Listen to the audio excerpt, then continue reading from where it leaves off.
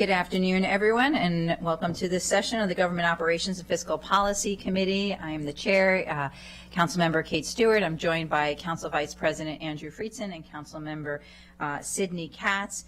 Today we have just one item on our agenda, that is the spending affordability guidelines for FY25 capital budget and the FY25 to 30 capital improvement programs. Before we review these and then take a vote on them, because these guidelines have to go to the full council for adoption before the first Tuesday in October, I did want to take a moment, since this is the first time the GO committee has gotten together since our summer recess, to acknowledge the fact that we had a AAA bond rating from all of our rating agencies this year. That's a great thing for Montgomery County. And I just want to say that one of the rating agencies noted the county's fiscal resilience as superior, and each of the rating agencies made a point to speak about our excellent staff here in the county. And so I just wanted to acknowledge the work both of the council staff and the county exec staff and finance and OMB and all the wonderful work you've been doing so that we continue to get that AAA bond rating that's so critical for our community. So I just wanted to acknowledge that and thank you all. And now I will turn it over so you all can walk us through the packet and the spending guidelines. Yeah, I'll start with some big picture discussion. I'll turn it over to fellow council staffer Naeem Mia here to walk us through some of the details. We also do have staffer Glenn Orland behind us, who's got all the history you could ever need on this topic. So he's a valuable resource that we still have at this point. We also have folks from OMB, Finance, and I believe Parks here, yes, who are available to answer questions as well. And I will also note the executive did transmit his recommendations, and OMB did provide public hearing testimony, and we'll be talking about that as well. First, just a quick recap of the process. The CIP SAG process focuses on affordability with targets identified for various financial metrics to give us a sense of where we are with that, and for us to determine if the debt service trends associated with the bond issuances are heading in the right direction. That's really our focus here. And more specifically, then we set targets for the 6 years, in this case 25 through 30, and then years 1 and 2, in this case 25 and 26, for both GEO bonds and also MNC PPC bonds. The process does not focus on need. It inevitably comes up in discussion, of course, because this is sort of the opening element of our CIP process this year. But we really do not focus at this stage on the level of funding or the need for new projects or expanded funding for existing projects that the council may want, the executive, outside agencies, and the community may want. Certainly the committee can discuss some of those broader issues at a later date, looking at some of the structural issues we may have in the CIP, some of the stresses we may see going forward, and how we may want to deal with that at the macro level. But that's sort of a next step in the process. For today, we're really focusing on the affordability side. The process and schedule are dictated by the county code, which, as Ms. Stewart mentioned, calls for the council by the first Tuesday in each odd-numbered calendar year, which we are in this year, to approve guidelines for the 6-year totals in year 1 and year 2. We also do note targets for years 3 through 6, although those are not explicitly voted on. So those are a bit fungible as long as the 6-year total would not be changing. This year it would be a vote we would need by October 3rd. So we do actually have the luxury, if you will, of 2 council sessions between now and then. If the committee were to wrap up its work today and be ready, we could theoretically take it to the council next week. Or if there's further information the committee would want or council members may want, we do have until the 3rd. And the action is a simple majority vote. Now the council can also revise its approved CIP SAG guidelines by the first Tuesday in February of each year. And that's intended to take into account significant changes in economic conditions. It's not intended necessarily to advocate for more funding for the CIP, if you will, alone. And that also is just a simple majority vote. However, there are some limits on what the council can do as part of that revision. They are limited to a 10% increase in those first 2 years, year 1 and year 2, although there is no cap on the 6-year total. But obviously, to stay within the 6-year total, if you were to increase those other 2 years, you may want to do adjustments in those target years. And then each May, when the council approves the CIP or the amended CIP, as we did this past spring, the general obligation bonds and the MNC PPC bonds built into the CIP cannot exceed the approved SAG limits unless the council votes to override SAG at that point, and that is a supermajority vote of 8 affirmative votes. So most of the discussion today will be focusing on the general obligation bond side of SAG. However, we will touch upon MNC PPC bonds later, so the committee is, the intent is for the committee to make recommendations on both today if possible. We also do have a chart. Can you bring up the chart? Yeah. A helpful chart showing a history of SAG approvals, both by fiscal year and by 6-year total, going back to the FY17 through 22 years. And I think it's quite compelling to see the change from that time. You can see we were at a $340 million level per year. There was a conscious decision made by the council after that, based on the metrics being bad and getting worse, to try to have the trend line go down. And so you can see as each successive year, the numbers were pulled down a bit.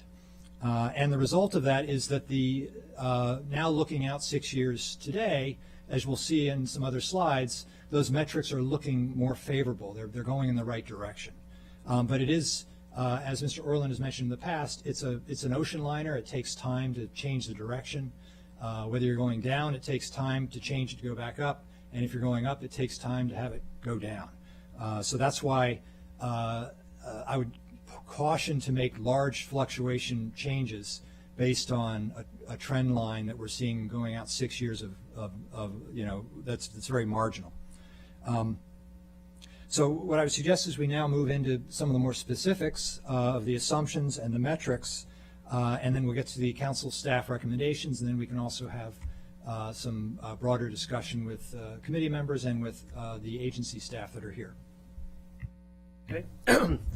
The chart you have in front of you is a little hard to read. It's in the packet as well, but what it shows are the key assumptions that were inputted for the debt service indicators, for the debt indicators which will go into the next slides. What this shows is the assumptions as of August 2023, as prepared by OMB and Finance, compared to the assumptions used in February 2023 when the last previously approved SAG was approved. And you'll see for the most part, the assumptions, there are some slight changes. I'll focus your attention on line number 2, operating growth. You'll see in FY25 and 27, operating growth is forecasted to be lower than back in February. In terms of population growth, line number 3, that generally population growth slightly goes down of each of the fiscal years, the 6-year fiscal years. Inflation on line number 4 is also trending downwards, generally across the 6 years. And then on line number 5, the Cecil base in the early years goes up slightly, and then in 27, 28, it goes down from what was assumed previously. And then line number 6, total personal income is forecasted to go decrease slightly over the next 6 years as well. Okay, moving on to the next slide, we have. Do you have anything? No. Okay. Going into the next slide, these are the 5 main debt indicators that that the county uses to determine how well we're on track in terms of setting the SAG. I'm going to go into each one individually. The first one is GO debt as a percentage of assessed value. The guideline is 1.5%. As you can see, we are currently in FY24 at 1.62%, but we are trending downwards over the 6 years, hitting the guideline in FY26, and then going below the guideline in FY27, 28, 29, and 30. And you'll see the green bar is based on staff's recommendation for the SAG. The previous bars are the previously approved SAGs from February 2022, May 2022, and February 2023. So based on the updated inputs and assumptions, as well as staff's recommendation, this indicator is trending downwards over the next 6 years.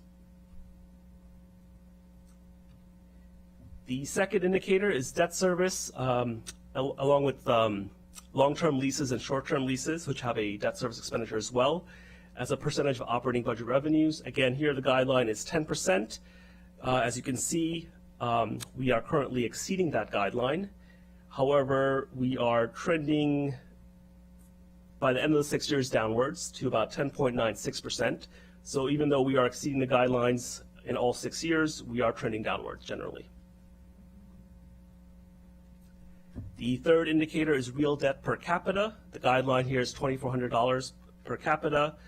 Again, as you can see in the early years of the 6 year period, we are exceeding that guideline. However, we are trending downwards by FY30.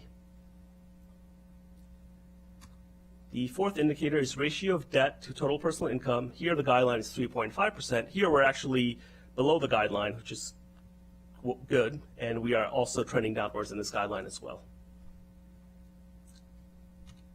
And finally, our last guideline or indicator is the payout ratio. This is the amount of debt we pay off in each of the fiscal years. The target is generally between 60 and 75%. Here we're within the guidelines for all 6 years as well. Okay, stop there if there's any questions. Anyone have any questions at this point? No? So getting to the council staff recommendation, Naeem alluded to it in some of the measures. The baseline that was introduced was a flat $280 million per year, and that gets you to the 1.806? 1.68 billion over the 6 years. That happens to be basically a continuation of what the council effectively did in May with the approved budget, approved CIP, where it didn't change, it didn't vote to exceed SAG, but some adjustments were made, reducing the early years and adding some to the target years late in the CIP, and the trend line went from that to this. So we did, and the metrics would have shown then less impact on bonds early, which through the gift of compounding helps you more, but then a little bit of a bump at the end, which it won't show up in these numbers, but will be calculated in future SAGs. So for the baseline introduction level, staff felt that that continuing along the lines of the committee the council action from May made the most sense. The trend lines were going in the right direction.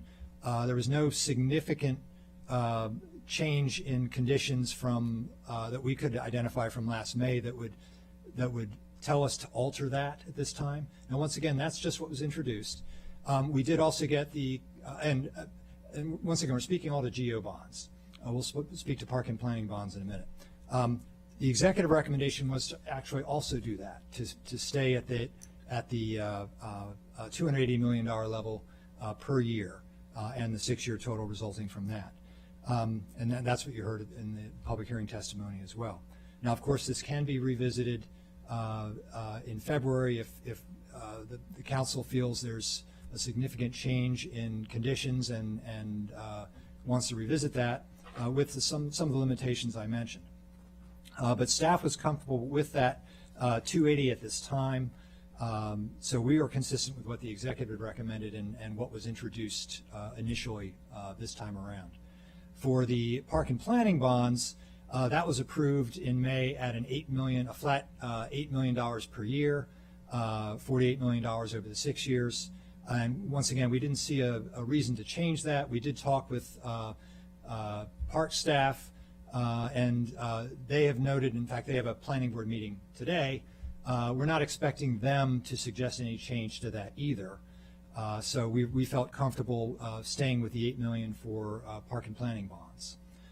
So that's the recommendation at this point. And I think at this point we could take questions from the committee, and we can also bring up finance and OMB and agency staff to answer questions. Great. Colleagues have any questions or anything? Councilmember Friedson?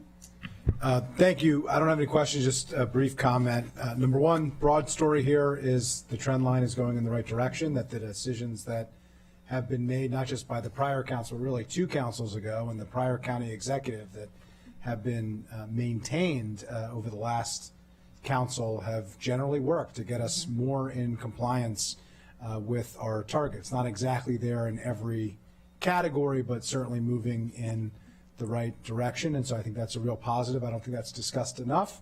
We have made sacrifices. Those sacrifices have generally worked, and we are in a much stronger fiscal position today than we were leading up to and certainly in the aftermath of the Great Recession. So I don't want to lose sight of that main takeaway, and appreciate all of the work and collaboration between the executive branch and council staff in helping us to get there, and some of the tough calls that have been made by our predecessors and by County Executive Leggett and the prior council.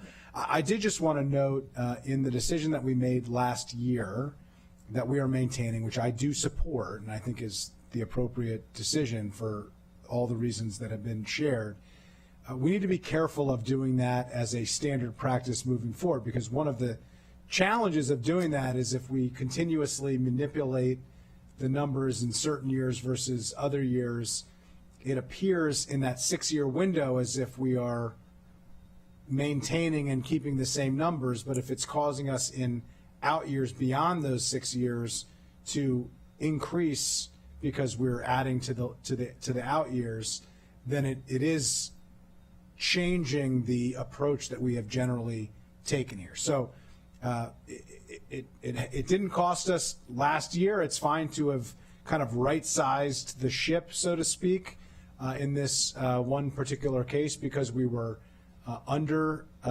investing, so to speak, in certain years just based on timing. But I just want to be careful that we not make this a practice. A lot of times in fiscal policy conversations, you can change your framing of what window you're looking at, not realizing the ultimate impact that would have. So I just wanted to kind of flag that, say it publicly. I've said it privately. I think it's important, but generally I think this is a reasonable approach that we took last spring. Appreciate the chair's leadership in that, and I think it makes sense to maintain, although I do think we have some challenging economic and fiscal situations ahead, and we need to be mindful of that. So with that, I'll yield back. Thank you. Councilmember Katz? Thank you very much. I'd like to associate myself with the comments that the Council Vice President just made. When we first, I guess it's two councils back, when I first got on the county council, it was noted time and time again by me and by others that if the debt service were a department, it would be the 3rd largest department in Montgomery County. Scary. And council member and chair of the Government Operations Committee, Nancy Navarro, and other members, the other members of the committee, decided that that was not the way we wanted to go. That's not the way we should go, and we did change it. And we're, as you had mentioned earlier, Chair, that our AAA bond rating is something that we are extremely proud of, and it is not something that we can or should or do take for granted. And so I do think that as proud as we are that this is the right trend, and to be thankful for the previous councils, we also have to be very thankful for this council and this committee for making certain that we are heading in and continue to head in the right direction. So this was not easy. It was not always pleasant, but it was always right. Thank you. Great. Thank you. The only comment I have is I don't think this chart that you showed us here, which is really helpful, is in the packet. And if it's possible to put in the packet for the full council, I think it would be useful because I think it underscores the point that Council Vice President Friedson was making and is a good reminder for the rest of the council. But I think we are all in agreement in recommending this move forward to the full council either Tuesday or the following week. And we just want to thank you all for your excellent work on this and look forward to seeing you again. So, Mr. Orland, did you have something? No.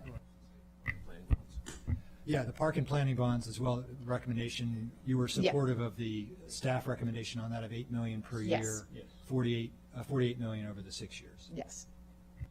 So both. We're recommending moving to full council, both.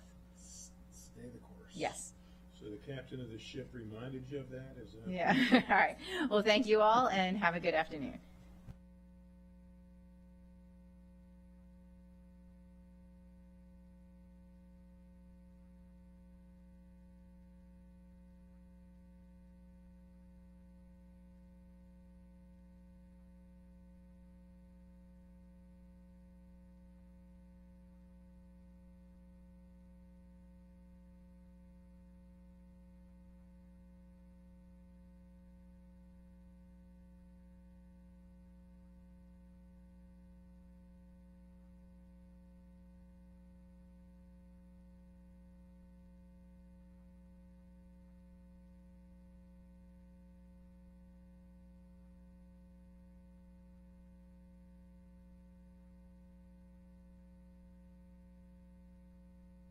On earth and let it